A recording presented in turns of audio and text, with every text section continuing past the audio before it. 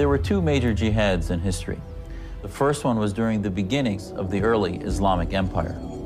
In the 7th century AD CE, Arab Muslim armies erupted from Arabia and conquered a lot of lands.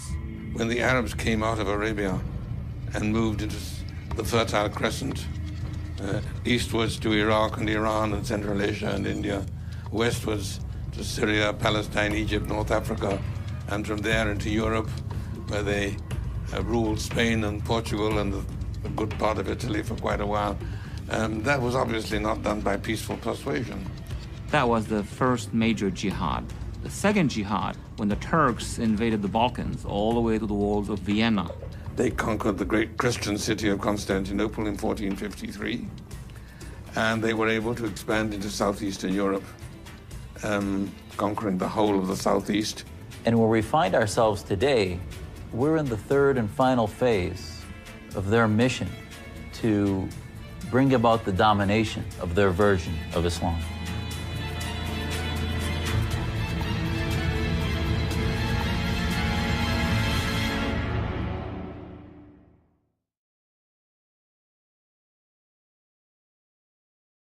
جهاد ابتدائي معناه غزو العالم من أجل نشر كلمة لا إله إلا الله محمد رسول الله في ربوع العالم.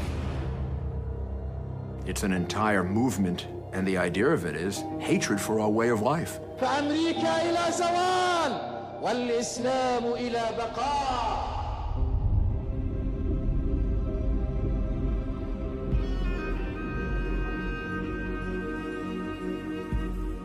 The clash between Islam and Christendom has now been going on for more than 14 centuries, since the advent of Islam.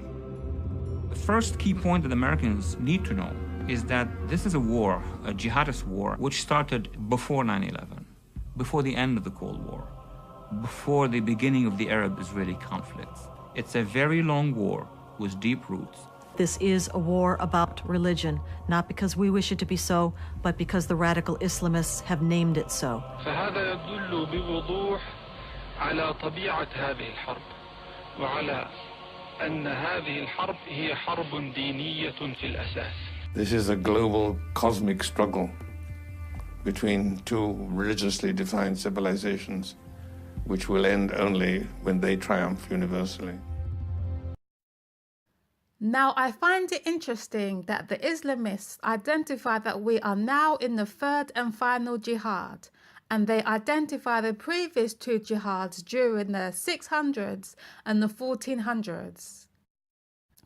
Now, the first two woes are described in Revelation 9, and here we have a vivid description of this power and its rise, and its primary attack, its primary warfare is with the armies of Rome. Read this. The Islamic State awaits the army of Rome, whose defeat is at Dabiq, Syria, and will initiate the countdown to the apocalypse. What is the army of Rome? Well, it's not Rome, because the Vatican no longer has an army. It is, depending on who you believe, either the Turkish Empire and its army, which is right there and available, or a more commonly held belief, the United States will do just fine. But now, bringing all this down to present truth, I want you all to know that as the first and second war had to do with Islam's attack against the armies of Rome, which they describe as the first and second jihad, so it is with the third woe, whom the angel tells us, the second woe is past, and behold, the third woe cometh quickly. This is describing the third woe, the third and final jihad. Upon the testimony of two or three, a thing is established.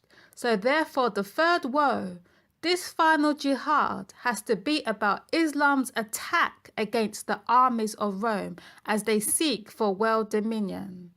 This is what the militant Islamists now describe as the third jihad, and this warfare is against the armies of Rome. The armies of Rome, this time around, being America. This is what 2001 is all about. The third woe has commenced, but by the Lord bringing this knowledge to us, He wants us more importantly to know and understand that these woes are associated with the sealing of God's people. With every woe, the first and second woe, which are within the fifth and sixth trumpet, Revelation 9, we have a sealing. Take, for example, the first woe under the fifth trumpet. We are told, and it was commanded that they should not hurt the grass of the earth, neither any green thing, neither any tree, but only those men which have not the seal of God in their forehead. Here, those who have the seal of God, these were God's people, were protected. And then with the second woe, which ended in 1840 with the fall of the Ottoman Empire, and now, as the third and final woe is underway under the seventh trumpet, no doubt it's the same history being repeated, as there is nothing new under the sun.